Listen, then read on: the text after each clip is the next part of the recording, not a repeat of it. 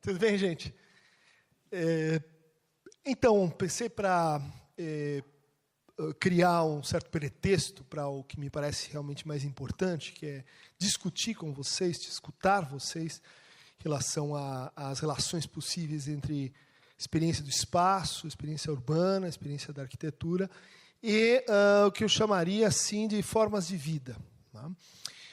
Forma de vida é uma noção que a gente vai encontrar alguns filósofos e que nós estamos adaptando para o nosso contexto, o contexto da nossa problemática. Quando eu digo nós, é lá no Laboratório de Teoria Social, Filosofia e Psicanálise da USP, que eu coordeno, e que começou a se interessar pela hipótese, né, de pensar uma espécie de expansão da diagnóstica, da maneira como a gente interpreta e organiza a relação entre os sintomas e os modos de sofrimento que acometem as pessoas. Né? E, bom, o diagnóstico ele é sempre de um indivíduo, de uma pessoa, de alguém, vamos dizer assim, considerado autonomamente, mas, no nosso entender, a gente poderia ampliar a ideia de diagnóstico para o que a gente chama de uma diagnóstica envolvendo formas de vida. Ou seja, a gente não vai pensar o patológico como um desvio, mas a gente vai pensar um tipo de patológico, que a gente chama de patologia do social. E a patologia do social ela não se aplica ao indivíduo, mas ela se aplica a formas de vida. Né? E aqui vai só uma introdução, né? Mais ou menos de que viés metodológico que isso traz consigo. Né? É clássico na psicologia e ainda também na psicanálise pensar a partir,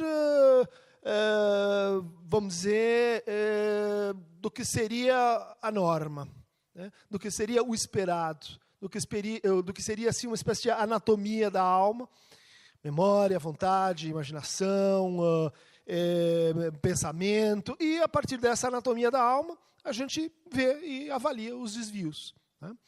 Bom, essa é uma maneira de pensar, né? Uma maneira de pensar a norma, o desvio. E se a gente fosse pensar ao contrário? Né? E se a gente fosse pensar para a nossa experiência, não a partir da norma, mas como se uma forma de vida tivesse no seu centro o que a gente chama, o Freud chamou de mal-estar. Ou seja, uma forma de vida não necessariamente se organiza em torno de uma essência estável, de uma substância, vamos dizer assim, interior. Mas ela pode estar organizada em torno do mal-estar. E esse mal-estar faz uma unidade entre três dimensões. Né? A linguagem, o desejo e o trabalho. Então, uma forma de vida. Vocês podem ter uma primeira intuição bastante simples. O que é uma forma de vida? É aquilo que liga, é aquilo que faz entre modos de desejar, modos de trabalhar e modos de estar na linguagem. Não só falar, mas estar nos discursos, estar nas mensagens, participar dos códigos e assim por diante. Né? Bom, então, é a partir da ideia de formas de vida que eu queria introduzir, então, a ideia de modos de saber. Né? A Maíra estava falando do conhecimento, a arquitetura é conhecimento.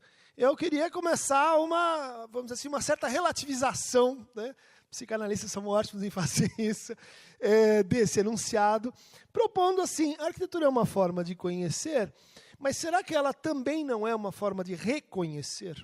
Né? De criar espaços de reconhecimento? Né? Porque formas de vida são também definidas pelas gramáticas de reconhecimento que elas comportam. Né? Ou seja, cada forma de vida existe em relação a outra que reconhece essa uma de uma determinada maneira. Por exemplo, subalterna, por exemplo, superior, por exemplo, inimiga, por exemplo, aliada, por exemplo, parceira comercial, enfim. Há uma economia dessas formas de vida. E quando a gente fala em reconhecimento, a experiência de reconhecimento, ela envolve dentro de si a ideia de conhecimento. Né? Só que enquanto o conhecimento ele presume que a gente está numa relação, vamos dizer assim, entre um sujeito e um objeto, o reconhecimento presume que a gente está numa relação com um sujeito. Né? Um sujeito, a gente é sujeito na medida em que a gente é reconhecido pelo outro, por nós mesmos, pelos suportes materiais para que o reconhecimento aconteça. Né? Esses suportes para que o reconhecimento aconteça é o que a gente poderia chamar, assim, muito brevemente, de eu. né?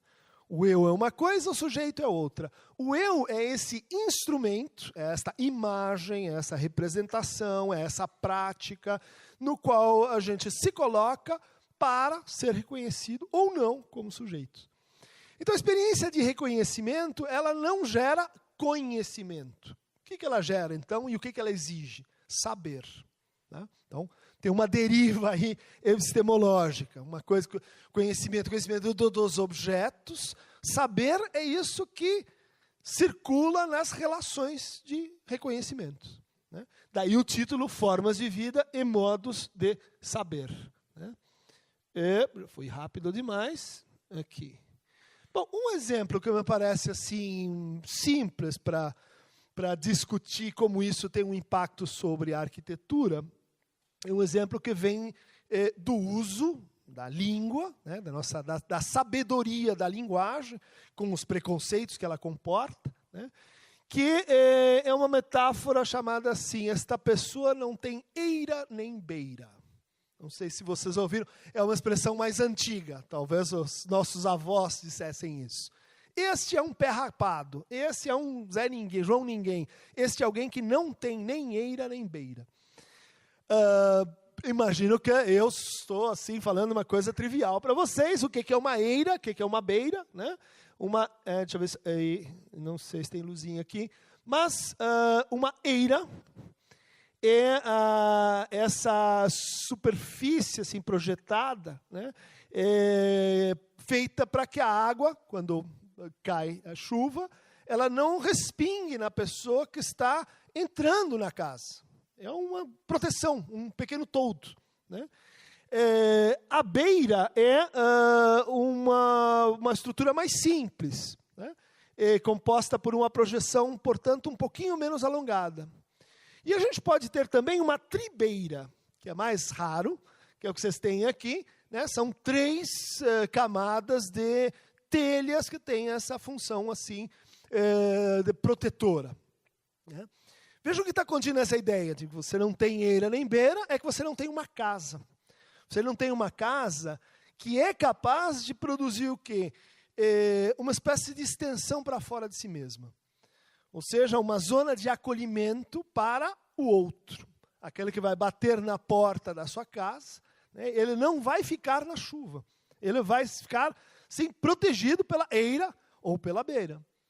Isso era um poderosíssimo signo de status social no Brasil, na virada do século XIX para o século XX. Isso vai aparecer, por exemplo, em Machado de Assis, no famoso conto Alienista, quando ele começa a elencar as loucuras brasileiras. Né? E daí, entre elas, ela elenca a mania suntuária, né? E a mania das pedras. O que é a mania suntuária? A mania de exibir-se. É a mania de mostrar que você é alguém pela forma como você mostra a sua imagem. E mostra algo que, vamos dizer assim, é da ordem do luxo, é da ordem do supérfluo, que não está submetido à racionalidade instrumental. Então, a mania das pedras era uma mania que estava lá no final do Brasil Império, início do Brasil República, e que tinha que ver com construir casas e dotar essas casas de pedras, não de tijolos, nem de barros, mas de pedras. E quanto mais as pedras fossem aparentes, mais rico a pessoa. O Machado de Assis já diz, isto é o começo de uma forma de loucura. Isto é o começo de uma forma de vida. Né? Porque aqui é todo um universo de reconhecimento posto. Né? Como que esta pessoa quer ser vista, como essa pessoa nos enxerga. Né? Como aquela forma de vida, e aí começando a usar o nosso conceito, né, se relaciona com outras formas de vida.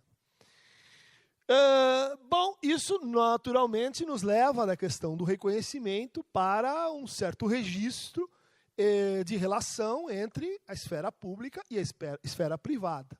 Né? Falei da beira e da tribeira como o quê? Como estruturas de mediação, como estruturas entre, vamos dizer assim, o anônimo que está na rua, que pode ser qualquer um, e aquele que eu deixo entrar na minha casa. Só que eu ainda não sei se ele pode entrar. eu ainda não avaliei, eu preciso reconhecê-lo para que ele possa, então, se tornar meu hóspede. Né? Bom, essa zona de transição e a maneira como a gente negocia essa passagem é uma das definições do que a gente chama de sujeito moderno. Né? Sujeito cartesiano, sujeito que nasce contemporâneo do capitalismo, sujeito que foi formalizado no século XVI, no século XVII, sujeito que está marcado pelo quê? Por uma divisão. Né? É aquele que é capaz de reconhecer, né, que uma coisa é o que você faz em público, outra coisa é o que você faz e é em privado. Né? Então, se vocês tomarem um autor chamado Norbert Elias, um autor muito interessante, porque ele estudou exatamente essa passagem, então ela vai mostrando como a gente aprendeu num determinado momento que a gente não pode cuspir em público, que a gente não pode evacuar na frente dos outros, que a gente não pode jogar os dejetos pela janela e cair na cabeça de alguém que está passando, que a gente deve usar uma coisa como lenço, que a gente deve usar garfos, facas, tudo isso, né, quer dizer, esse processo civilizatório está associado com o quê? Reconheça você que uma coisa é a representação em público, como você vai ser reconhecido pelas regras do universo público, outra coisa são as regras do universo privado. Né? Como chamar aquele que não consegue fazer bem essa diferença? É o que a gente vai encontrar em Erasmo de Roterdã, numa das primeiras definições modernas do que vem a ser a loucura. Né? Ele diz lá, tem dois tipos de loucura. O louco sábio, que é o que sabe que toda experiência humana é uma loucura. Né? E que, portanto, ele sabe que as pessoas dizem uma coisa e pensam outra, elas mostram uma coisa e são outra, elas agem e falam coisas que não são o que é exatamente o que elas pensam. Ou seja, o louco sábio é aquele que sabe que o espaço público está marcado por uma espécie de teatro, uma espécie de enganação, de drama. E o louco louco? O louco louco é, por exemplo, o Dom Quixote do Cervantes. Quem é ele? É um personagem que está continuamente idêntico a si. Ele é um cavaleiro andante quando ele come, quando ele bebe, quando ele ama, quando ele fala com o Sancho Panza, quando ele luta com os moinhos de vento. Ele é permanentemente não dividido. Ele é um cavaleiro andante. Como o Erasmo de Roterdã se refere a ele diz, esse é o louco louco. Ou seja, aquele que não sabe que a loucura é louca. Aquele que não sabe que habitar no universo da separação, da divisão público e privado, implica reconhecer uma divisão. Tudo bem? Bom, então nós estamos falando aí de algo que eu acho que, não sei se eu estou sendo trivial, mas que interessa a arquitetura, porque justamente o espaço urbano ele vai se construir, pelo menos espaço urbano moderno, contemporâneo, né? As grandes reformas, sei lá, das cidades europeias na virada do século XIX, elas são todas orientadas para o quê? E precisamos inventar e administrar o espaço público. Os boulevards franceses, a Ringstrasse em Viena, o alargamento das ruas em Londres, uma série de operações que tem que ver com uma consciência de que o espaço do teatro público ele precisa ser assim, administrado para todos pelo Estado. Em compensação, a gente tem também uma série de reformas que vão prescrevendo como é que deve ser uma casa, né? E como a casa qualifica diferentes modos de reconhecimento. Mas vamos voltar um pouquinho aos impasses que essa divisão gera, né? Entre o público e o privado. Porque se você não conhece, não lida bem com isso, louco, louco. Né? Vamos analisar um pequeno caso de estudado por Claude Lévi-Strauss, um antropólogo, que visita uma tribo que está permanentemente em guerra. Né? O grupo A contra o grupo B. E, como antropólogo, meio pacificador, ele começa a estudar e se interessar por saber por que eles estão em guerra. Né? Quais são as razões da disputa permanente? Né?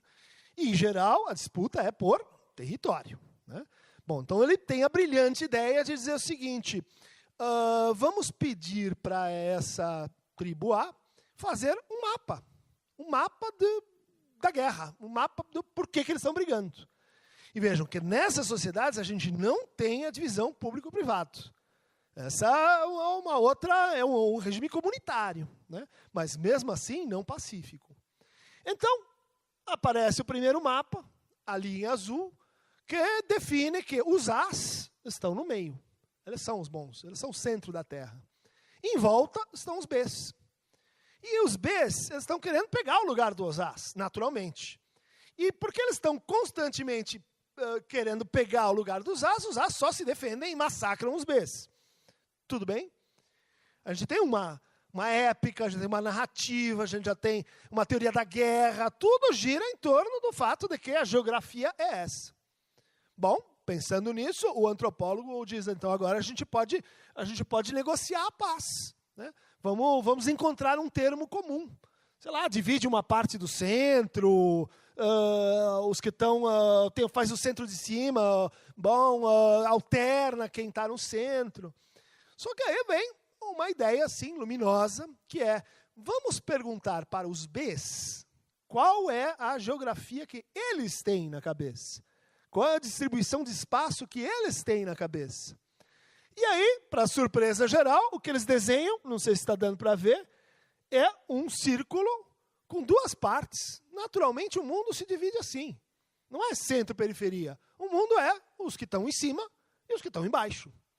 E o problema é que os As vivem querendo ficar em cima, que é o nosso lugar. Então a gente tem que tirar eles de cima e pôr eles no lugar deles, que é embaixo.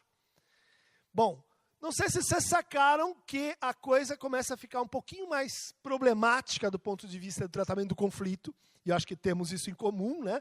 Urbanistas e analistas estão às voltas com pessoas que sofrem por questão divididas, porque estão às voltas com o conflito. Só que o conflito não tem a mesma geografia. O conflito não tem uma experiência comum no espaço. E por isso ele pode ser muito mais difícil de ser assim equacionado, de ser partilhado, de ser vivido, né? Então, uma ideia que eu estou introduzindo aqui é que o espaço público é um espaço de confronto de geografias, né? Não sei se já leram um autor inglês contemporâneo chamado China Miéville, A Cidade e as Cidades. É uma loucura muito interessante, né? É um livro de ficção científica, que é ao mesmo tempo uma ficção linguística, onde ele narra a história de um crime que vai ser investigado, e daí você começa a ver, durante a investigação, que as pessoas estão no mesma cidade, no mesmo espaço, no mesmo território, mas elas não estão no mesmo espaço. Então, são grupos de pessoas que falam línguas diferentes em relação à maneira como elas habitam o espaço. E tem zonas, vamos dizer assim, de recobrimento, tem zonas de entendimento e tem zonas de desentendimento, né? É como se, então, a gente tivesse uma divisão aqui, para nós, importante, entre o que é o território e o que é o espaço, né? O território, vamos dizer assim, é uma espécie de... Vocês podem mudar os polos, o importante é que vocês percebam a diferença entre o que é o solo e o que é a habitação simbólica do solo, a partilha simbólica do solo. É isso que está, vamos dizer assim, sendo continuamente criado e recriado por relações de reconhecimento. Mas, eu disse, aquele exemplo não é muito atual para nós, porque ele vem de uma sociedade, acho que é o Iambiquara, que não está acostumada a uma divisão entre o público e o privado, né? Bom, aqui eu introduzo uma tese meio desavisada de um psicanalista chamado Jacques Lacan, que, estudando esse ponto, sugeriu a seguinte ideia.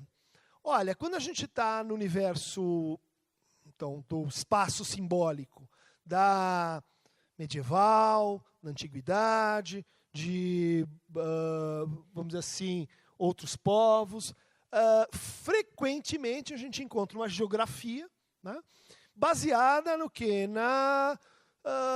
Que a gente poderia dizer assim, uma esfera. Uma esfera onde o microcosmos tem uma correspondência com o macrocosmos, né? Ou seja, a nossa cidade, a nossa pequena cidade, ela é, na verdade, uma miniatura de outra cidade, uma cidade metafísica.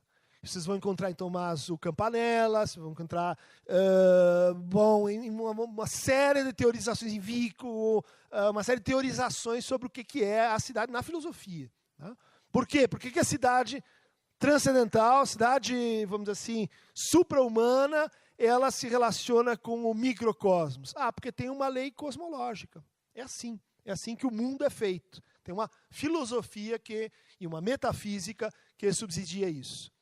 Bom, aí vem o Lacan e diz, essa ideia do mundo como uma esfera, do espaço como esférico, ela foi transformada justamente em algum momento, que a gente não consegue dizer exatamente qual foi, mas em algum momento da modernidade, e de tal maneira que as relações entre o público e o privado não são mais as de um círculo com um ponto no meio, né? Ou seja, lá, a vida familiar está lá dentro, a vida social está lá fora. Né? Mas elas poderiam ser melhor teorizadas com um objeto topológico, que eu acho que vocês conhecem, chamado garrafa de Klein.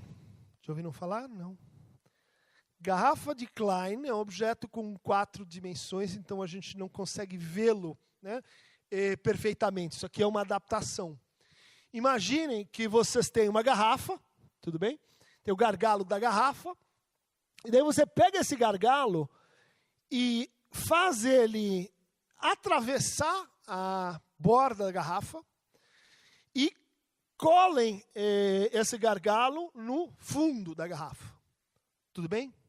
É uma operação de mágica. Você pega a garrafa, torce ela, atravessa a parede da garrafa e cola, né, esse gargalo no bojo ou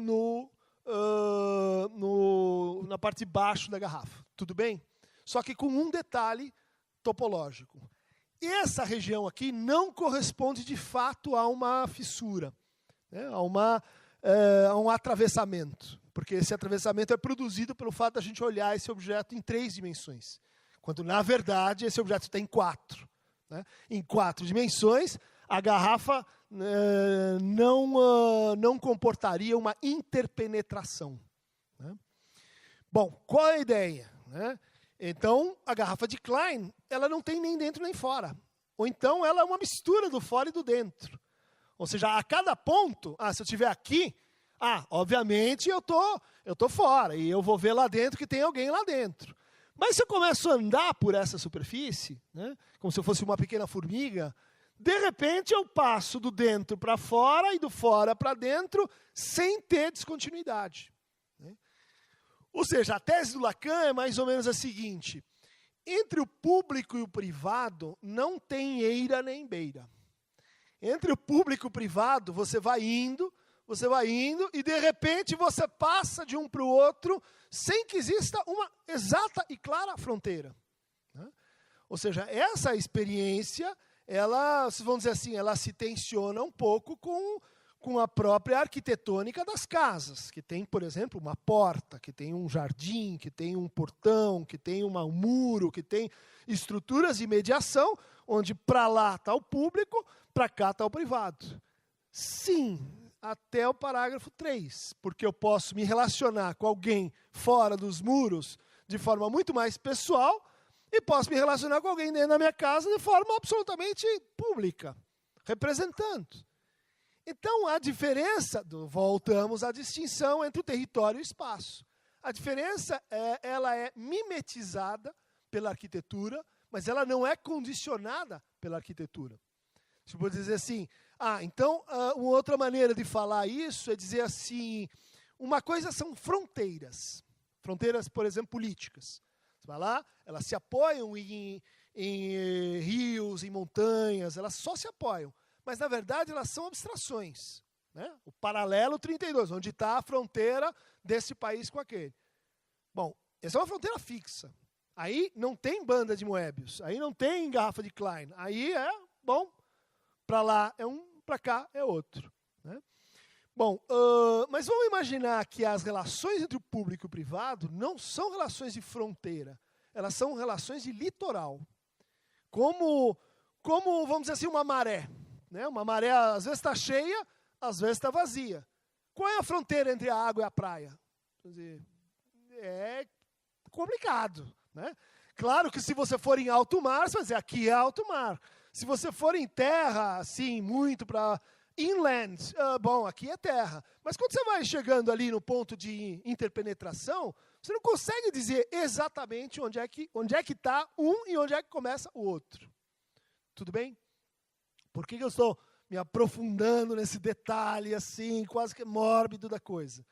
Porque essa região do litoral, ela é muito importante do ponto de vista psíquico, ela é muito importante do ponto de vista da lógica do reconhecimento. Por quê? Porque eu dizia que o público e o privado são uma gramática fundamental do sujeito moderno e do processo de individualização, né? Então, cada um vai se tornando mais e mais indivíduo na medida que consegue operar com essa distinção, público-privado. O que acontece nessa região intervalar, no litoral? Eu tenho uma coisa que não é nem pública e nem privada. É uma coisa chamada comum. Opa, o que eu faço com o comum? Né? O comum é meu ou é seu? Coloca-se uma questão aí fundamental sobre o quê? Sobre a lógica da possessão. Quem é o dono? Quem administra? Quem faz a lei? Quem pode vender? Quem usa? Quem abusa? Vejam, é esse o espaço, então, onde o conflito vai ser localizado, inclusive o conflito entre Estado e sociedade civil. Esse é o espaço, vamos dizer assim, de indeterminação. E esse é um espaço muito importante do ponto de vista psíquico. Por quê? Porque uma forma de caracterizar a patologia do social da modernidade é dizer assim, voltando ao ponto, né? Você é obrigado a sofrer como um indivíduo. Todo o sofrimento que lhe ocorre, ela está remetido a você. Não venha me dizer que é porque você é dessa família, porque você é dessa religião, ou porque você é desse bairro. Você é o único causa e origem das suas formas de sofrimento. Isso é um problema. Quando você começa a hiperindividualizar o sofrimento, ele perde uma das suas condições mais importantes para ser tratado do ponto de vista social, que é a experiência do comum, né? Temos aquela professora, a Laura, do Instituto de Psiquiatria, ela que me desminta, vou dar um exemplo agora, clássico, né? É uma pesquisa em 1966 da Organização Mundial de Saúde, comparando prognósticos de doenças mentais. E, bom, fazem a pesquisa, comparam e chegam numa coisa estranha. Por que o prognóstico de alguém que sofre com esquizofrenia em Moçambique, Zimbábue, Angola ou Tanzânia é melhor do que alguém que sofre de esquizofrenia em Nova York, Auckland ou Tóquio? Por quê? Os melhores recursos, os melhores medicamentos, a maior tecnologia de um lado, do outro lado, uma população assim, sabe o que é Moçambique, gente? Vale a pena, né? Tanzânia também. Mas é um lugar de extrema, assim, carência, mas onde você tem uma coisinha diferente de Nova York, Ohio ou Massachusetts, que é a experiência do comum. A pessoa enlouquece, o que acontece? Você tem um entorno, você tem uma narrativa mítica que diz, bom, isso que aconteceu, está, na verdade é uma bruxa que, bom, está recolocando dívidas simbólicas que essa família tem em relação a outra, então a gente deve escutar essa pessoa. Esse problema dessa pessoa é um problema nosso, ou pelo menos da nossa clã, da nossa linhagem, e assim por diante. Exemplo, bom, você usa 66, mas até hoje, professora Laura que me desmenta, o resultado vem se repetindo. Ou seja, existe algo, vamos dizer assim, de terapêutico, né? Socialmente terapêutico na zona de indeterminação, né? Ou seja, uma cidade onde tudo tem fronteiras entre público e o privado, onde tudo tem posse ou de um ou do outro, onde tudo está, vamos dizer assim, contratualizado e abstratamente definido, é uma cidade que tende a produzir e inflacionar modos de sofrimento. Não quer dizer que, bom, é tudo causado por isso. Essa é a fonte da loucura, por isso São Paulo é a megalópole com mais, enfim, transtornos mentais no mundo. Não quer dizer isso, mas entenderam a mensagem. eu estava falando do tempo, né? Porque até aqui enfatizei bastante a dimensão assim, do espaço, né? Quer dizer, do público e do privado como, vamos dizer assim, dois universos em tensão que marcam a divisão estrutural do indivíduo a partir da modernidade. Mas, voltando ao exemplo do China Miéville, a gente poderia olhar para o espaço e perguntar uma coisa que, assim, o torna não idêntico a si mesmo, que é o seguinte: qual é o tempo no qual esse espaço está se dando? Qual é a história desse lugar? Quais são as remontagens, as reconstruções, as escritas sobre escritas que a gente encontra nesse espaço, né? Todo espaço é, desse ponto de vista, o que os antigos chamavam de um palimpsesto. Palimpsesto era o coro de um carneiro que os monges copistas usavam para traduzir os textos clássicos da Bíblia ou Aristóteles, né? O que acontecia? Era muito caro, o papel, que é o equivalente desse coro, é muito caro. Então, de tempos em tempos, um livro saía meio de moda, então eles apagavam o que estava escrito e escreviam por cima. Ou então, escreviam um livro dentro do outro, né? Então, uma linha, outra linha, outra linha, outra linha. E esse espaço no meio? Bom, a gente podia aproveitar para escrever um outro livro entre uma linha e outra, né? E às vezes a gente encontra então palimpsestos com 5, 6 textos, um em cima do outro, um apagando o outro, um nas entrelinhas do outro, né? Estou dizendo isso para mostrar o quê? O mesmo espaço ele é composto por camadas que são camadas sucessivas no tempo. Isso não foi feito tudo de uma vez, né? Um escreve com o outro e, mais interessante, o texto que foi escrito nas entrelinhas, ele altera a tua experiência do texto primeiro. Ele cria uma mistura, né? uma combinação, né? Então, que tal se a gente pensasse as nossas gramáticas de reconhecimento entre o público e o privado e entre o presente e o passado? Essa é uma dimensão muito importante, porque na relação entre o presente e o passado, você pode ter uma relação de confirmação do presente. É a loucura suntuária do Machado de Assis. Por que eu coloco uma casa de pedras assim, hiperostensiva? Qual é a mensagem? Quer dizer, o presente que vocês estão vendo, né, ele, na verdade, está justificado por um passado imemorial, né? Um passado que foi construído integralmente para confirmar e realizar isto que vocês estão vendo, né? Uma história que, bom, em psicanálise a gente vai olhar para essa história e o que a gente vai ver? Conflitos, recalques, coisas desagradáveis, massacres. Mas, no final, só tem um monumento. No final, só tem a linda casa de pedras. Portanto, é possível imaginar uma outra relação com a cidade, na medida que ela seja também uma outra relação com o tempo, né? Ou seja, uma outra relação que faz com que o presente não seja mera confirmação do passado, mas que entre o presente e o passado você tem uma relação de contradição, uma relação de negação mútua. Quando isso acontece, surge, e essa é uma maneira de criar uma coisa muito importante para a vida psíquica das pessoas, que chama-se futuro, né? Já pensaram em viver sem futuro? Ah, não, mas o futuro sempre acontece, o futuro é impossível se eliminar o futuro. Mas ele acontece, a gente recebe pessoas que dizem, o futuro para mim não existe. Eu estou andando num deserto, sol a pino, depressivo, por exemplo, é que não tem ontem, não tem amanhã, não tem dia, não tem noite.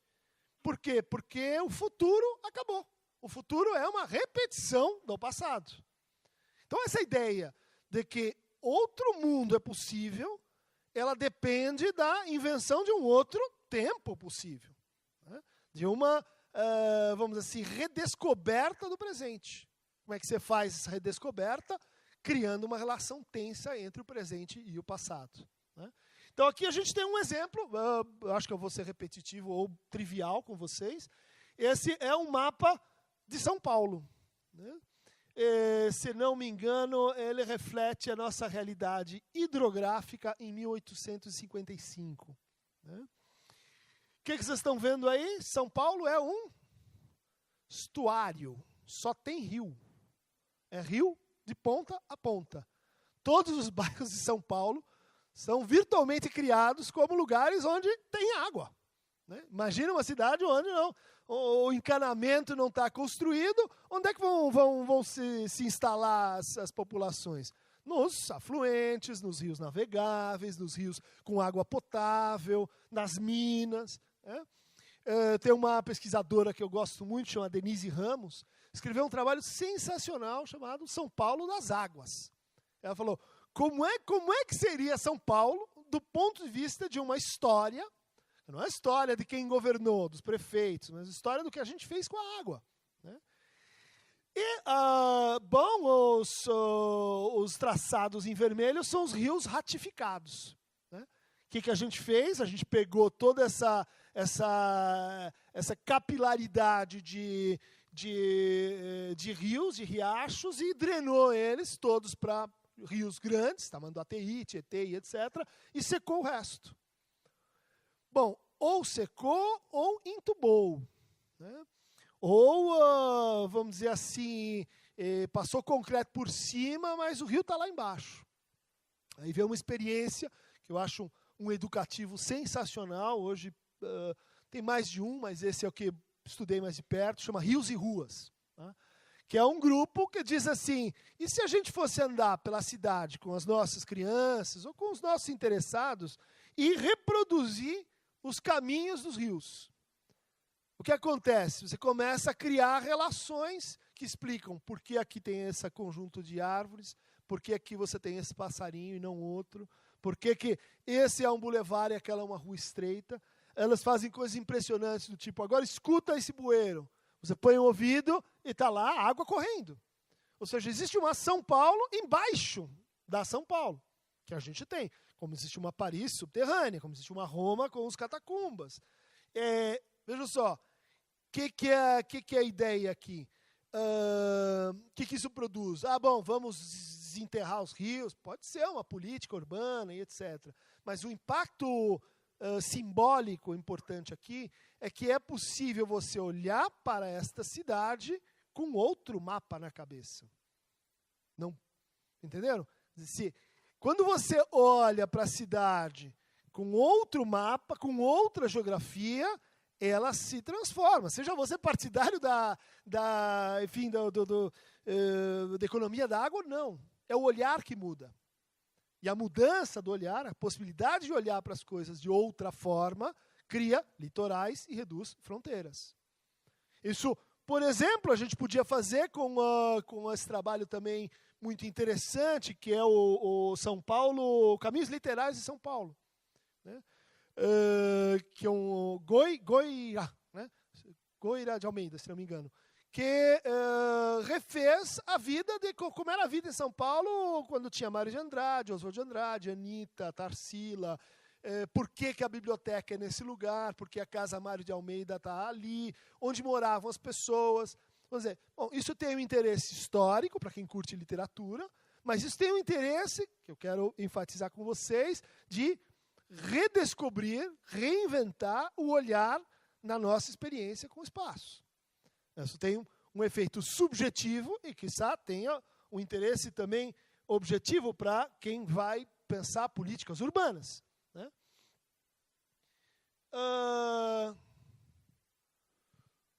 Vocês têm aqui eu vou começar uma outra conversa, que aquele morro é uma das hipóteses, né, uma das conjecturas possíveis para o início das favelas no Rio de Janeiro. Né? A hipótese é a seguinte, né? Todos vocês conhecem a epopeia de Canudos. Né? Canudos, um enclave formado por Antônio Conselheiro, norte da Bahia, logo depois da proclamação da República, né? Em 1889. E era uma cidade teológica, uma cidade messiânica, uma cidade onde, outras leis vão ser formadas. E é uma cidade com paliçadas. E lá, então, começavam a se reunir aqueles que eram, assim, os sem lugar. Né? Os quilombola, os escravos que não tinham para onde ir, refugiados políticos, pessoas que queriam inventar uma nova experiência comunitária e religiosa. Né? Como o Estado lê isso? Ameaça contra a soberania da República. Precisamos acabar com isso. Então, manda uma pequena expedição que é derrotada. Ou seja, gera uma estabilidade pior do que se não tivesse feito nada. Porque mostra a fragilidade do exército recém-criado, o exército brasileiro. Então, escolhem, acho que é Duque de Caxias, né, que tinha Guerra do Paraguai, e está lá, então, Euclides da Cunha, que conta essa história, né, nos sertões, e ele diz, o problema é que a gente precisa de soldados. Como é que nós vamos levar um contingente grande de soldados para lá? Simples. Vamos prometer para que as pessoas que entrem nessa jornada, na volta, vão ganhar um pedaço de terra. Bom, pedaço de terra, lugar, vou ter um lugar. Ter um lugar, o que significa nesse momento e hoje? Ser reconhecido, ser alguém. Né? Imaginem que nós estamos num Brasil onde a ideia de latifúndio ainda está próxima de uma capitania hereditária, uma sesmaria. Né? Vem o exército, destrói completamente, não sobra ninguém, decapita todo mundo, queima, faz um ato civilizatório. Né? Acaba com Canudos. Né? O que a gente tem aí é uma certa política de ocupação do espaço. Você não pode fazer uma cidade que não tenha o Estado soberano tomando conta disso. Né? Mas é uma punição exemplar, é uma forma de dizer para todo mundo, ninguém deve fazer isso. O que acontece? Os soldados voltam, esperam um pedaço de terra, e o Estado não dá. Ele não dá, ele não cumpre a sua palavra. Isso é muito importante, porque tem várias formas de você criar uma população, vamos dizer assim, desabrigada, de você criar favelas. Tem favelas em Delhi, tem favelas em Jacarta, mas as nossas foram criadas a partir do quê? De um destrato. Você vai, você luta, e quando você volta, você tem um pedaço de terra. Ah, enganei um bobo.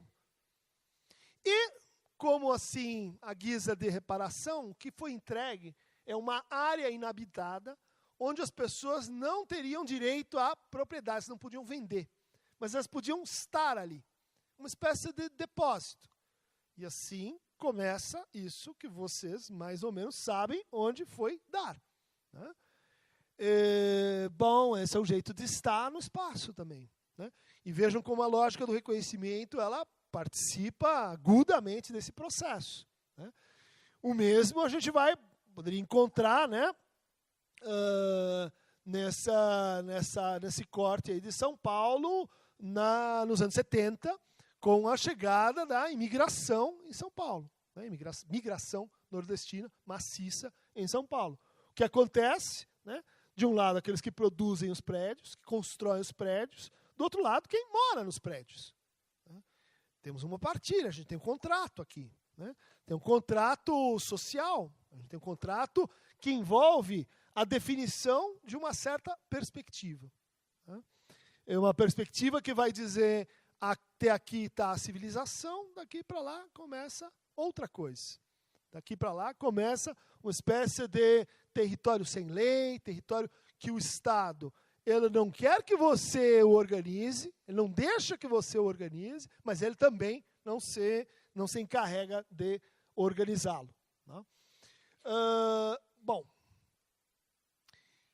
Introduzida a ideia, então, de espaço e a lógica do reconhecimento, eu queria, então, me deter agora, aprofundar em assim, patologias sociais específicas. Né? Modalidades que têm que ver com como você se situa no espaço e a maneira como você sofre com isso. Né? E o sofrimento aqui vai ser definido a partir de 3 dimensões. Né? Todo sofrimento envolve uma narrativa, portanto, tem uma história ligada a ele. Né? Todo sofrimento envolve atos de reconhecimento. Sofrimento que é natural. Então aguenta calado, cala a boca e não chora. O sofrimento que é adicional.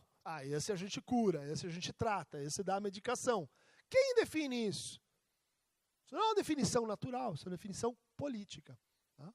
Bom, então, atos de reconhecimento, narrativas, e uma terceira dimensão muito importante, determinativa do sofrimento, é que ele é transitivista.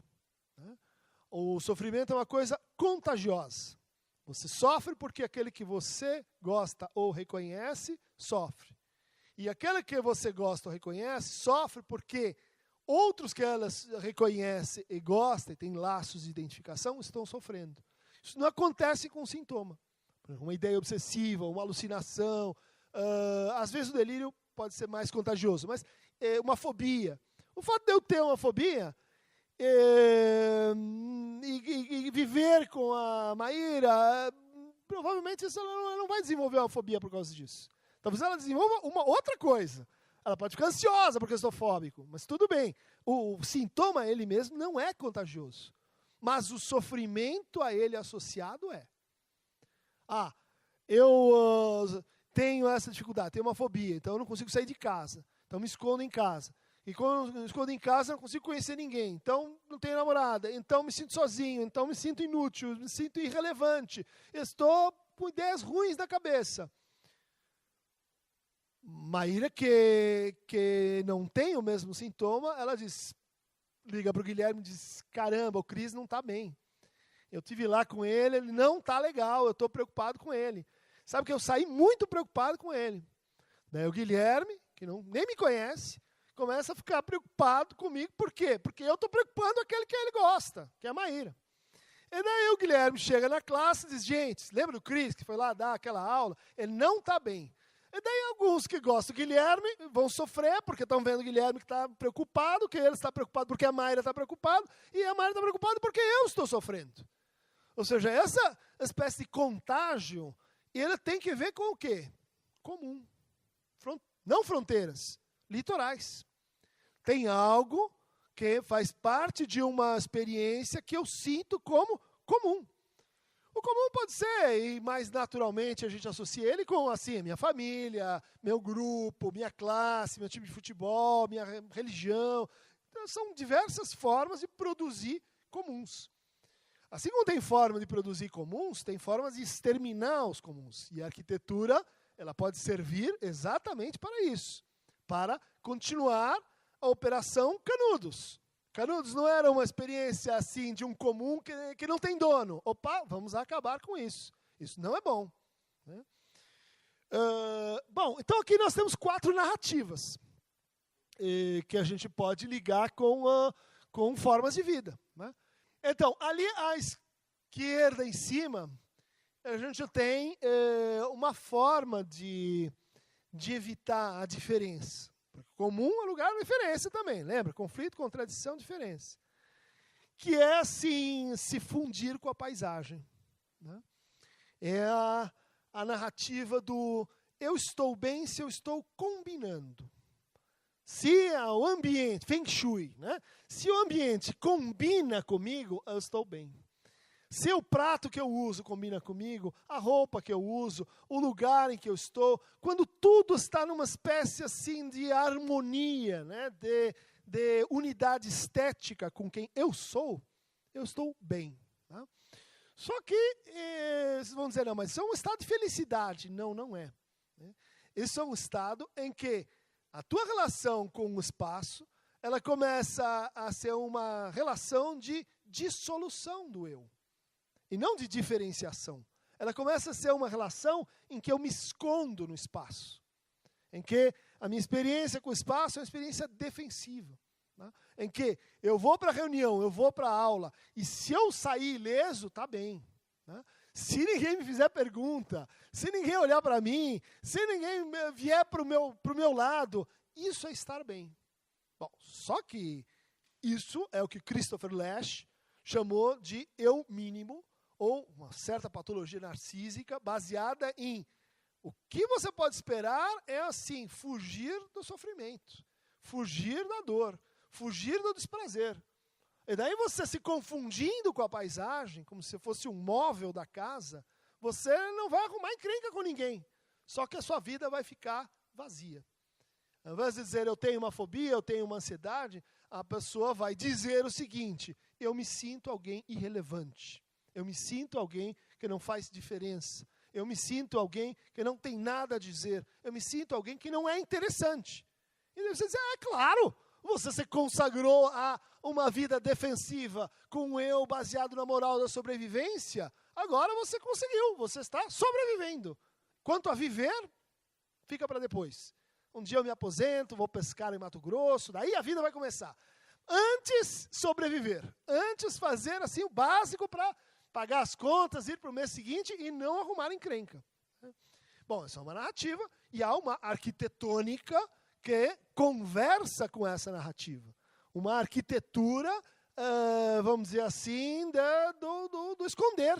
Né? Vocês vão buscar isso lá nos como se diz, os jardins ingleses, são os mazes, né? Que são lugares em que você pode medir exatamente quando e por quem você pode ser visto. Né? Contrário dos jardins franceses. E essa outra narrativa ela é muito interessante também, porque é contemporânea e é também arquitetônica, que é assim, o importante na vida é a gente ter objetivos. Né? O importante na vida é a gente saber o que a gente quer. E vamos atrás do que a gente quer. Então, uma cidade tem que ser organizada por esse princípio funcional de que as coisas devem estar nos seus lugares. E o problema é a bagunça. Então, se você conseguir deixar as coisas em ordem, todo mundo vai ter assim o seu objetivo, o seu destino, a sua circulação regrada e ordenada. Ou seja, todo mundo vai saber o que quer e como vai conseguir. E é legal, muito legal ser focado, sabe? Não tem assim dispersão, se foca. Onde leva isso? Né? Vocês veem aqui bem essa imagem. Né? A pessoa conseguiu o seu objetivo, ela não larga mais esse vaso. Né? Ela está tão unida com esse vaso que ela se fragmenta. É um outro tipo, então, de sofrimento, que é correlato do excesso de experiência de determinação. Né? Subjetividades excessivamente determinadas, elas vão sofrer com... não é o caso do, bom, que estou fugindo da encrenca, é o caso da pessoa que sente que a sua vida não tem unidade, que ela é um conjunto, vamos dizer assim, de funções. Né?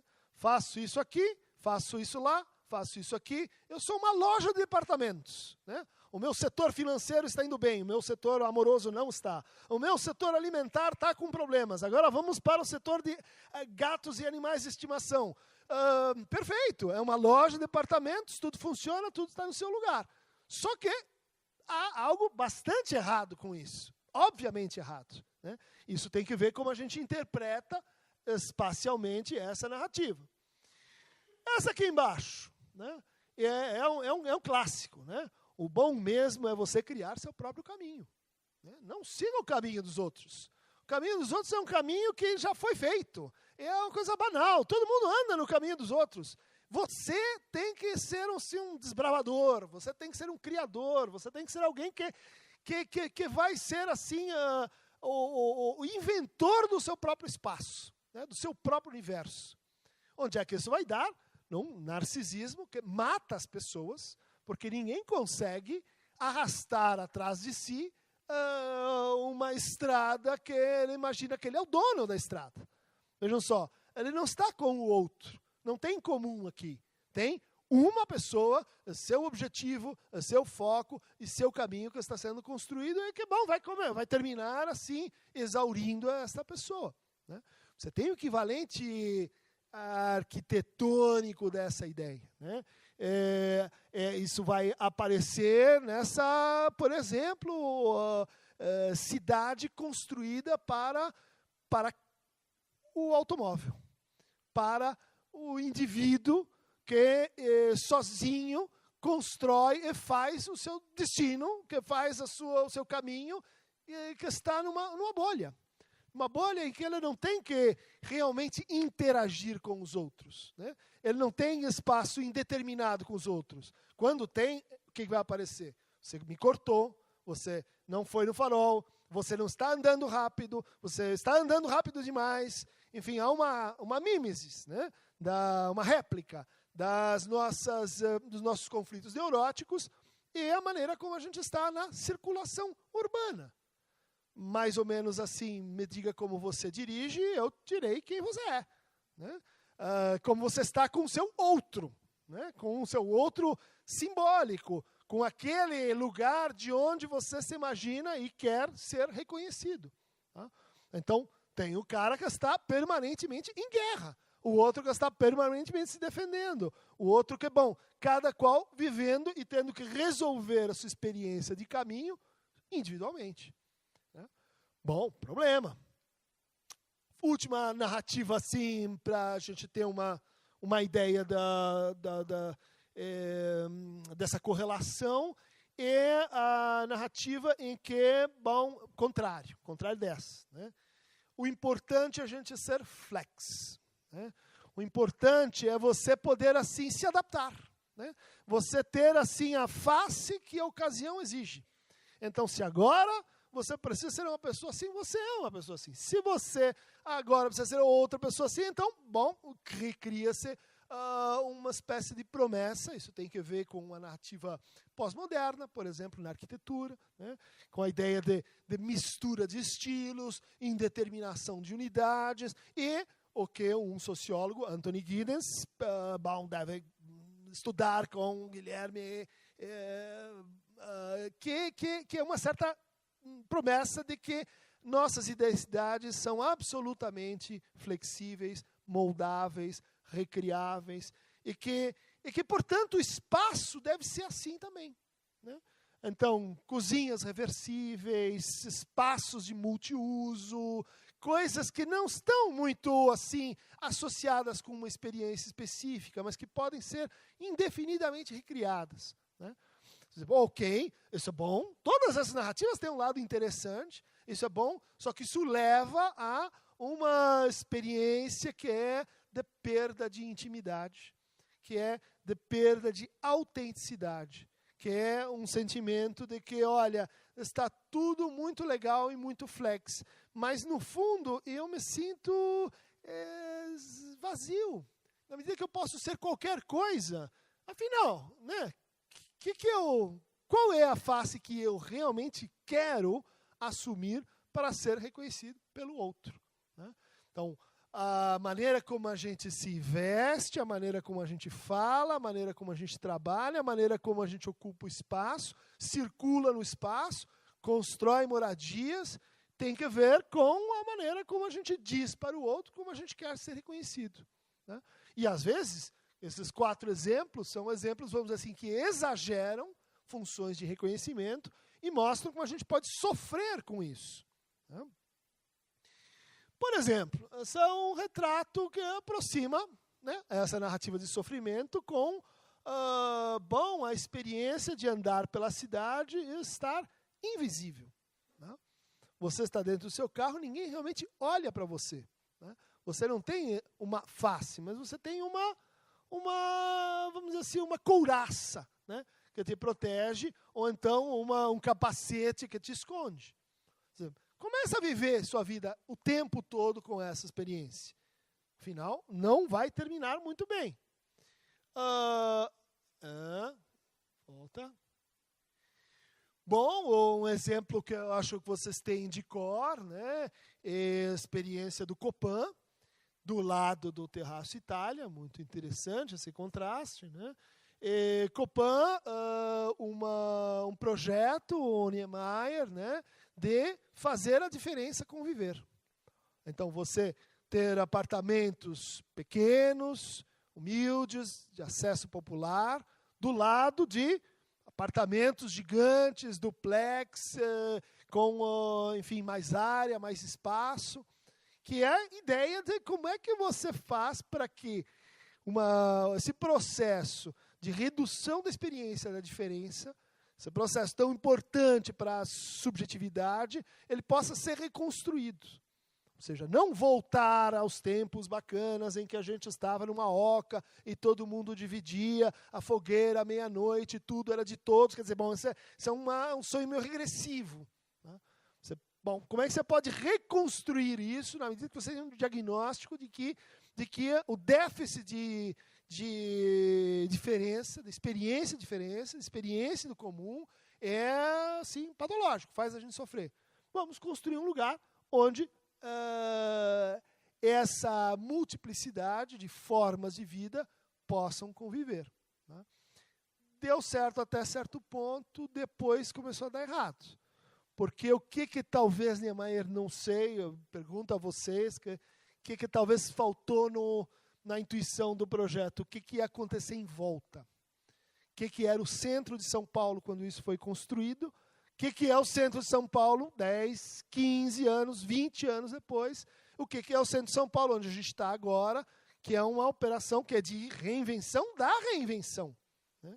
Talvez isso tenha tido uma relação que interprete o que é o projeto modernista em termos de arquitetura. Né? Quer dizer, ou você planeja uma cidade na sua totalidade, ou você tem muita força política para, enfim, organizar o espaço como uma totalidade, ou como é que as famosas linhas retas, concreto aparente, etc., vai dialogar com o resto do espaço.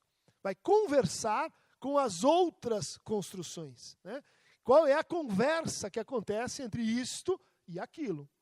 Esse é um modelo, vamos dizer assim, em que a gente poderia tentar começar a aproximar com o processo construtivo e de ocupação das cidades com uma conversa cuja regra é eu te reconheço, você me reconhece, como eu quero ser reconhecido, como eu quero me fazer reconhecido pelo outro.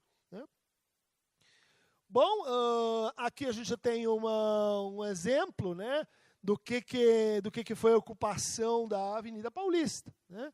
Então, é um casarão, acho que foi demolido, né, na número 22 da Avenida Paulista, e ela é a expressão, né, da mania suntuária do Senhor das Pedras, do Machado de Assis. Né? Vejam só que pós-modernismo precoce que a gente encontra aqui, uma confusão de estilos, né? Uma mistura entre palácios assim da Baviera, uma arquitetura meio oriental, uma sacada que não combina com a abertura assim circular da entrada, a entrada que replica um pouco aquela figura da casa de fazenda, onde provavelmente vinham os moradores desse lugar, junto com uma incrível à esquerda bay window. Isso mesmo, para a neve que cai em São Paulo, né? Então a gente ganha luminosidade com essa estratégia incrível de uma construção assim de janelas em um arco meio semicircular. Né? Bom, ao final, do que nós estamos falando nessa experiência? Né? De que alguém quer ser reconhecido por aquilo que ele não é. Né? Por algo que está muito distante da experiência dele. Ainda que a gente consiga encontrar, né, remanescentes, a gente consegue ler alguns traços que indiquem, vamos dizer assim, a história dessa pessoa, a história dessa família. Né?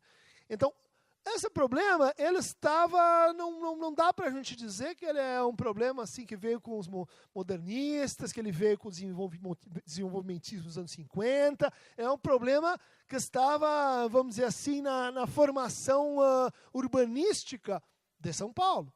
Né? Bom, chegamos então aqui a esse caso que eu me dediquei, assim, eu acho um caso realmente notável, né? E eu acho que é por isso que vocês me convidaram para a conversa de hoje, porque ele é um caso que não fala só, né, de patologias específicas, dos modos de vida, das formas de vida em São Paulo, né? Mas ele é uma espécie de ícone, né, do que é o Brasil. A gente consegue ler o Brasil, né, pelo menos o Brasil a partir de determinado ponto, com o que vocês estão vendo aqui. Tá? Bom, isso começa no ano de 1973, né? quando uma área nas cercanias de São Paulo estava destinada à ocupação por indígenas. Tá? Se localizou que haviam tribos, Guarulhos e etc., Parelheiros, e que a gente precisava destinar uma área para esses índios assim remanescentes, e já estavam assim completamente se extinguindo. Tá? E essa área, então, estava ali desocupada, porque os índios não conseguiam chegar lá, né? Não tinha a ver com o lugar onde eles moravam, né? É tipo uma reserva assim, artificialmente criada pelo Estado. E, ao mesmo tempo, a gente tinha um interesse, né, muito específico de uma camada da classe média ascendente em São Paulo, que se viu diante da seguinte dificuldade. Até os anos 70, as famílias de classe média alta tinham empregadas domésticas, ou empregados domésticos, né? Então, também motoristas e tal, que eram sucedâneos do que o Machado de Assis chamou da figura do agregado. Né? Elas eram ambiguamente, olha lá, o litoral, parte da família. Muitos são descendentes, são efeitos da prática da bastardia. Né? Então, o senhor de engenho tinha relações sexuais com as escravas e nasciam filhos bastardos que não eram recusados inteiramente pelo senhor de engenho. Eles eram alocados em funções de confiança, semi-confiança. Tudo bem?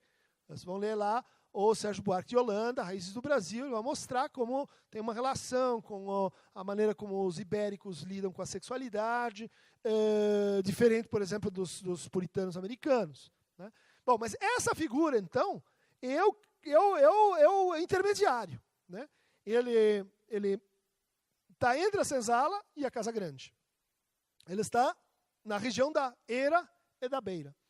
E ela foi se mimetizando até os anos 70, quando as famílias tinham, então, empregados domésticos que eram parte da família. O que começa a acontecer em 1970? Já mencionamos isso, acho que vocês sabem de cor, né? Grande migração para São Paulo, para a construção dos arranha-céus. E então você tem novas figuras que não são da família. São figuras, são empregados domésticos que são anônimos, né? Que um vai indicando o outro e etc., mas que não estão na zona de privacidade. O que acontece? A cidade se torna mais cosmopolita. A cidade se torna mais opaca na sua leitura de quem é daqui, quem não é daqui. Onde estão os lugares seguros, onde estão os lugares não tão seguros. Quem é quem? Claro que, estou exagerando o impacto disso, mas para vocês terem uma ideia, vamos pensar num bairro como a Moca, né, onde você tem um espírito de comunidade bastante presente e que, de repente, começa a receber pessoas que são de fora, que são de longe, que são de outros, que têm outros costumes. Né? Ou seja, a gente tem um choque de estranhamento. Resultado, vem a seguinte ideia. Por que não profissionalizar os serviços domésticos? Uma forma de vida mais moderna é uma forma de vida que deve contar com, não mais alguém da família, mas com alguém que vista, se for uma babá, branco, um motorista que usa chapéu, um sistema administrado, de vida administrada. Legal. Isso era uma ideia que estava em curso nos Estados Unidos, né, dessa época, né, que é o conceito de condomínio. Tá? Só que nos Estados Unidos, a gente analisa as propagandas dessa época, tinha uma coisa muito curiosa. Os condomínios eram a promessa de um retorno a uma vida multicultural. Venha para esse condomínio onde você vai ter uma experiência parecida com que os americanos fundadores tiveram quando eles foram desbravar o Velho Oeste. Então, negros, japoneses, latinos, todos assim vivendo numa mesma community. Legal, isso é um condomínio. Essas propagandas foram traduzidas para o português, as primeiras, e na hora que o sujeito falava negros, apareciam pi. Você censurava essa parte, porque o nosso conceito é o contrário. Né? Quer dizer, não venha para o condomínio, porque aqui você vai ter uma experiência multicultural. Venha para o condomínio, porque aqui você vai recriar a vida como ela era no nosso passado feudal. Ou seja, uma vida entre nós. Uma vida onde todos os iguais vão estar lá. Isso vai ser ótimo. Porque se o problema é essa montanha de gente diferente, estrangeiros estão chegando aqui, se a gente recria uma vida perfeita, modelada, agora depois da experiência de Brasília, entre nós. O mal-estar vai ficar lá fora. E aí a gente vai conseguir recriar, enfim, aquilo que a gente perdeu. Né? Bom, isso estamos em 73. Em 1965, Jean-Luc Godard, um dos pensadores do cinema francês da Nouvelle Vague, apresentou um filme falando de uma vida perfeita. Uma vida, ele roda o filme em Paris, mas é uma vida que tudo funciona. É uma vida em que essas 4 narrativas a gente vai encontrar dentro do filme. Né? Tudo funciona, tudo está em ordem, cada um sabe o que quer e etc. Mas tem uma condição para que isso tudo funcione.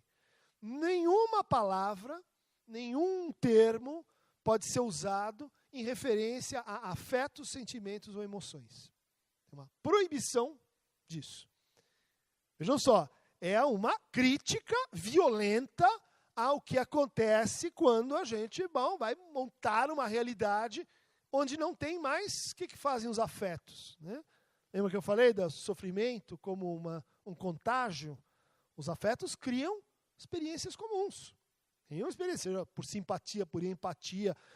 Criam um espaço em que, bom, se ela está sentindo uma coisa, se ela está mostrando um determinado afeto, isso me atinge. Isso me toca de alguma maneira. Eu fico, pelo menos o ideal é que isso aconteça. Né? Mas, nessa incrível sociedade do futuro, imaginado pelo Jean-Luc Godard, que é uma reescritura do Admirável Mundo Novo, ou dos Huxley, a ideia é que nenhum afeto pode ser, então, posto. O que a gente tem, então, é um filme que é uma distopia. Né? Uma distopia, uma crítica social. Não vamos fazer isso. Né? Bom, os nossos inventores do nosso primeiro condomínio, né, em São Paulo, na região de Barueri, onde estava então destinada uma reserva indígena, decidiram pôr, em homenagem ao filme, o nome de Alphaville, a cidade do futuro. Vejam só que loucura, gente. Nós estamos pegando um filme crítico, um filme que diz alfa, dividir as pessoas em alfa, beta, gama, isso é uma prática de segregação. Isso cria mal-estar, isso termina mal. Como é que eles conseguem reverter a situação no filme do Godard? Com poesia, com Borges, com Nietzsche, com Paul Éluard. É uma investigação policial, mas é uma guerra de linguagens. Justamente para como a gente ocupa o espaço, como a gente toma conta do território. É cada um por si, ou nós vamos ter espaço para a indeterminação produtiva? Bom, e de fato, a Alphaville, então, se torna um modelo e paradigma para todos os condomínios que vão se propagar pelo país a partir de então. E veja que interessante, né? Não sei se dá para ver, é um tipo assim, uma vila romana, do lado de uma mansarda russa, depois tem um negócio que parece um country americano, ali tem um negócio estilo assim imperial, se a gente for para cá tem uma casa de fazenda meio réplica. Que conversa é essa, gente? Qual é a conversa que está acontecendo? São monólogos. Né? A gente cria, então, um universo em que você constrói uma coisa porque você gosta daquela coisa. Eu gosto do Palmeiras, eu vou pintar de verde. O outro gosta do Corinthians, pinta de preto. Quer dizer, é um exagero, vamos dizer assim, da hiperindividualização, e é a perda da ideia de que a cidade tem uma estrutura de discurso, uma estrutura de diálogo, né? A ocupação ela devia respeitar isso, né? Bom, aqui a gente tem várias lógicas que vão criar o Brasil do síndico, né? Então, ali dentro, não tem a prefeitura. Por quê? Porque o Estado diz, eu não quero mais, eu não consigo administrar isso. Então, os primeiros habítices, você sabe o que é isso melhor do que eu, eram expedidos pela Associação de Moradores. Ou seja, nós decidimos quem entra e quem não entra, né? Os síndicos, então, são uma maneira de mutação da autoridade no Brasil. Não é mais o coronel que diz com quem que você acha que está falando, vou mandar prender você. É o cara que diz, você está contra os regulamentos. O senhor vou aplicar uma multa. É o cara que coordena os repasses. É o cara que entende de, vamos dizer assim, de pequenas regras. É a origem da hipertrofia legislativa que a gente vive, né? Bom, o famoso caso tem uma bicicleta numa das ruas da cidade perfeita. Por quê? Porque depois que você inventa uma cidade perfeita, você tem que ser feliz.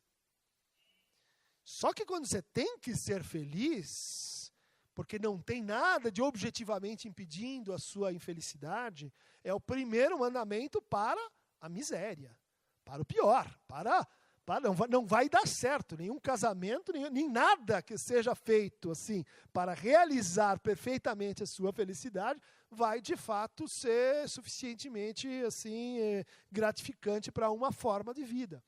Lembra como a gente começou a conversa? Uma forma de vida define-se pela maneira como ela lida com o mal-estar. E como é que esta forma de vida está lidando com o mal-estar? Muro. O que está ruim, para lá. E uma vez que está para lá o muro, eu não enxergo mais quem é que está do outro lado. Isso é terrível para a fantasia das pessoas. Porque quando eu estou olhando para o outro, eu tenho o quê? Um tratamento da diferença. Quando eu não estou mais olhando para a face do outro, ele começa a ser alimentado pelas fantasias que eu faço sobre ele. E essas fantasias são, via de regra, sempre muito, mas muito piores do que ele de fato. Só que acontece um efeito curioso com as patologias do social. Elas tendem a se confirmar autoperformativamente. Então, por exemplo, eu tenho uma fantasia social de tipo paranoica, né? Então eu acho que, de fato, o problema de São Paulo são os nordestinos. Eles vieram aqui atrapalhar. Se não tivesse vindo, estaria ótimo, né? Péssimo. Esses nordestinos, a solução, vocês não viveram isso, mas minha geração, isso era um discurso aberto, né? Você entrava num táxi, o cara podia até, enfim, ter parentes. Já tem um lá em casa, mas, na verdade, isso aqui está horrível desde que chegaram os nordestinos. Ou seja, um discurso preconceituoso, um discurso baseado no, olha, estava tudo bom até vir esse outro de fora, né?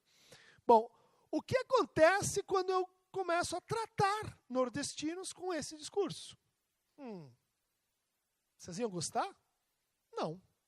Você começa a dizer, pô, esse cara não é legal, né? Esse cara, de repente, se eu puder pisar no pé dele, eu vou pisar no pé dele, porque ele está me tratando de um jeito completamente injusto. Daí o outro cara do outro lado diz o quê? Tá vendo? Tá vendo como eles são inquietos, como eles são agressivos, né? Como elas são assim, elas vêm para cima, elas são assim pessoas que têm que voltar para o Nordeste. Ou seja, aquela sua fantasia, ela vai sendo confirmada pragmaticamente pelo preconceito que você veicula. Pelo preconceito que adquire, vamos dizer assim, uma realização social concreta, né, nesse projeto, então, envolvendo muros, condomínios e hipertrofia legislativa, enfim, que termina em coisas como essa, né? Vocês têm isso aqui bem antes de Gaza, tá? Bem antes de Texas, Trump e companhia. Antes, nós conseguimos dar uma contribuição assim em advance, né? Nós estamos na ponta da modernidade. Antes que você descobrisse que o muro é uma estrutura clara para você lidar com estrangeiros, nós já estávamos desenvolvendo essa tecnologia, né? Então, o que a gente tem aqui é, acho que isso é Vila Andrade, Morumbi, né? Quer dizer, tem uma construção muito luxuosa, do outro lado, a miséria, né? Bom, o que acontece com esse sujeito que está do lado de cá e que a ele foi prometida a felicidade eterna, e ela chega lá e, bom, a velhinha, o garoto deixou a bicicleta caída na rua, passou a velhinha, tropeçou na bicicleta, se machucou. O que acontece? What's up? Filha da mãe, esse moleque que deixou a bicicleta aqui, isso tem que ser interrompido. Eu proponho uma assembleia hoje, o linchamento coletivo de bambu. E dali a pouco, então, surge uma nova regra que diz: não deixará as bicicletas caídas na guia. Sua vida ficou muito melhor, muito mais organizada. Não, sua vida ficou muito mais asfixiante, muito mais impessoal, muito mais vazia, muito mais hiperindividualizada. Portanto, esse projeto aqui, ele não entrega o que ele prometeu. Ela não realiza o tanto de satisfação que ela propunha. Por quê? Entre outras coisas, porque a nossa satisfação e a nossa felicidade depende do reconhecimento do outro. E quanto mais outro, mais real o reconhecimento. Se eu for reconhecido por pessoas que são espelhos de mim mesmo, o reconhecimento que eu obtenho é fraco. O reconhecimento que eu tenho na minha família, por exemplo. Faço qualquer bobagem, mamãe diz: olha que lindo. Olha, ele é especial mesmo, né? Agora ela fez um pum pela boca. Olha só, incrível, né? Não é incrível, mas para o cara que está ali, defletido por espelhos, aquela é a felicidade que ele tem. Qual a felicidade, ou qual o reconhecimento real? Quando ele sai dali e ele encontra um cara que não ama ele, que não é filhinho, nem mamãe, nem titia, é um outro, um verdadeiro outro. E quando você consegue ser reconhecido por um verdadeiro outro, o reconhecimento é verdadeiro. Aquele que faz espelho para você é simplesmente um espelho. Compra um, põe na sua casa, todo dia você vai ter isso, né?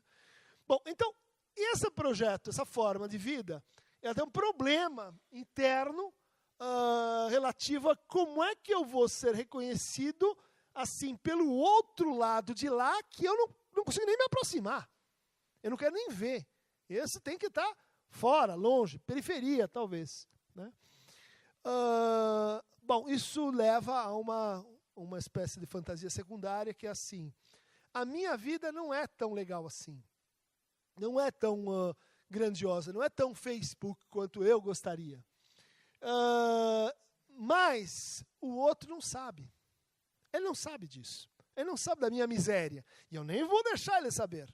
O que eu vou fazer? Eu vou ostentar uma imagem de felicidade que humilha o outro. Então eu vou comprar um carro de 5 rodas, 4 super faróis e etc. E eu vou me vestir de uma maneira ostensiva, onde tudo em mim vai dizer riqueza. Tudo em mim vai dizer esta forma de vida. E daí eu vou ser super, hiper, mega reconhecido.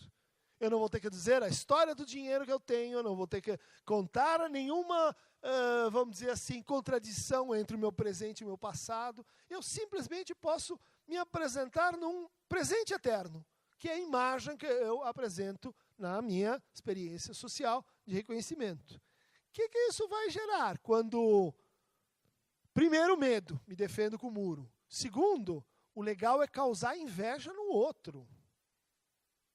Vai terminar bem essa história, gente? Não pode terminar bem. Isso não tem que ver só com ricos e pobres. Isso tem que ver com a maneira como os ricos se colocam em relação às suas alteridades. Se você humilha o outro, isto vai virar, em algum momento, violência. Não tem outro jeito. Essa é a resposta esperada para alguém que te trata assim. E violência, não violência instrumental, que eu vou lá, pego um carro, roubo e daí compro pão. Violência retaliatória. Violência que não é não é contra você, é contra o que você representa. É contra a maneira como os seus, que agora eu consigo ver, porque são todos iguais, se não quis assim, todos iguais. Todos, assim, cópias dentro do mesmo condomínio. Então, o que vocês representam é humilhação. O que vocês representam é, vamos dizer assim, privação da minha participação no jogo do reconhecimento. Eu não posso nem entrar e perder e ficar em penúltimo lugar. Por quê? Porque eu estou do outro lado do muro. No lado onde estão os inumanos.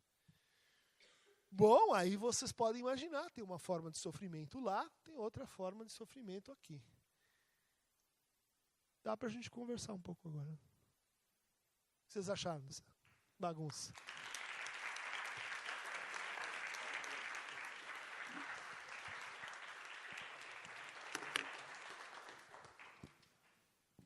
Alô?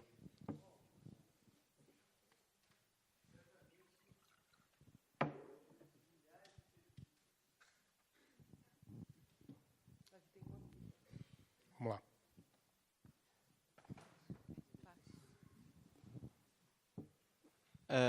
Eu entendi o teu conceito de espaço comum e, claro, eu acho que seria uma redução muito grande querer transformar ele em algo físico, assim, mas, tipo... Ele tem relação com o físico. Sim, ele tem relação, mas né?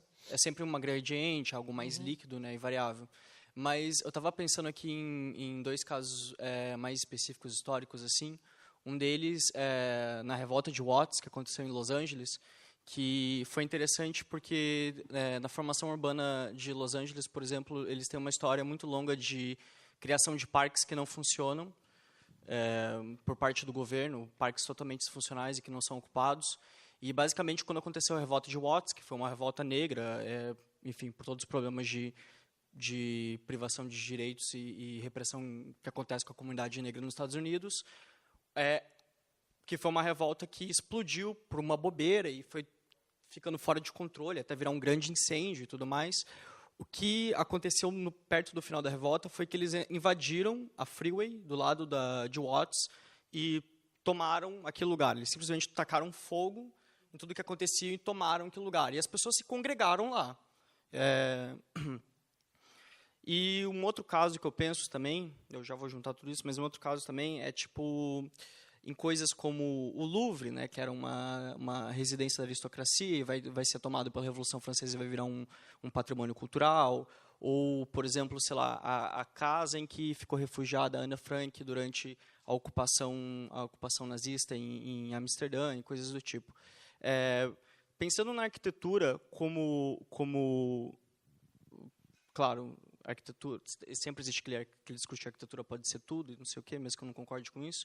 Pensando em arquitetura como algo institucional e um processo concreto histórico, né, você sempre tem uma mobilização de um capital institucionalizado que vem de um agente específico para você poder conformar esse espaço. Assim.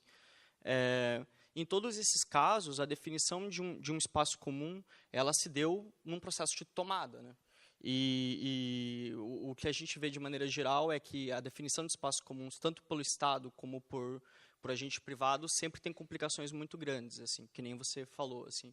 Você acha que a formação de espaços de indeterminação eles só podem ser concebidos justamente através de um processo que leve em consideração um tempo de execução e uma coletivização de alguma forma? Ou não, existe uma forma de um agente institucional produzir um espaço comum? Interessante, acho que aí você tem casos dos dois tipos, né? Você tem casos de tomada, né? Você tem casos de ocupação de áreas, como você falou, né? Assim, abandonadas, né? Áreas sem propriedade ou sem um destino de utilidade muito claro.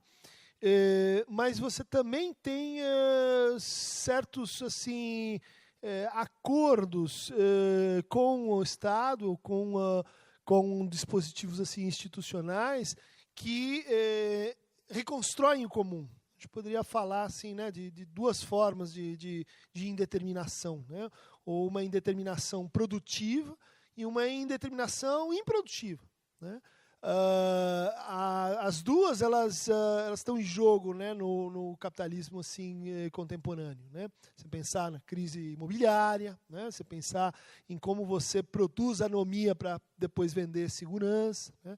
Mas você pode pensar, por exemplo, no caso do Cais Estelita em Recife, né?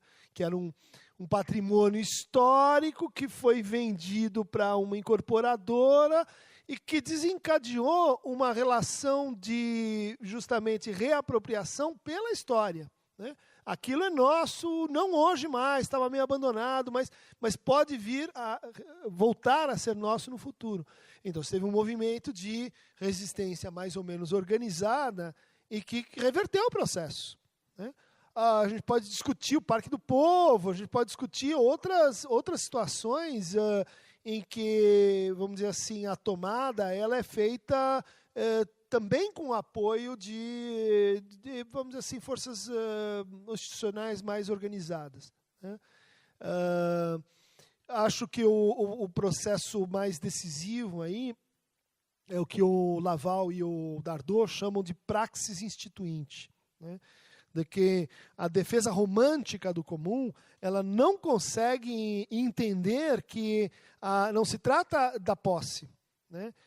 Porque a posse já é bom, é de um ou do outro e tal, mas da gestão. Né? O processo de ocupação do comum ele tem que vir junto com uma praxis, né, instituinte e que torna aquele comum gerido pelos comuns. Senão, não funciona. Senão, vamos dizer assim, a criação de territórios comuns sem espaços comuns, né, no futuro. Oi, você falou do condomínio como um registro sintomático do medo do grande outro. Eu queria saber, na sua opinião, qual seria a alternativa possível para esses indivíduos atravessarem essa fantasia, tendo em vista que, como você falou, é algo que é autoperformativo, é algo que vai se alimentando e crescendo como uma visão de mundo. Queria perguntar para você qual o processo possível. Tá. É um modo de objeto. É uma pergunta assim que tem, de certa forma, uma